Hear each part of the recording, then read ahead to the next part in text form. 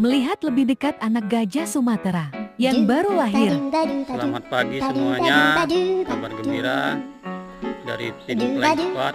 Pagi ini, kira-kira subuh tadi, Gajah Lisa melahirkan dengan jenis kelamin betina. Nah, bisa kita lihat, alhamdulillah induk dan anak sehat. Dan sekarang ini kondisinya dia lagi belajar atau berusaha untuk berdiri.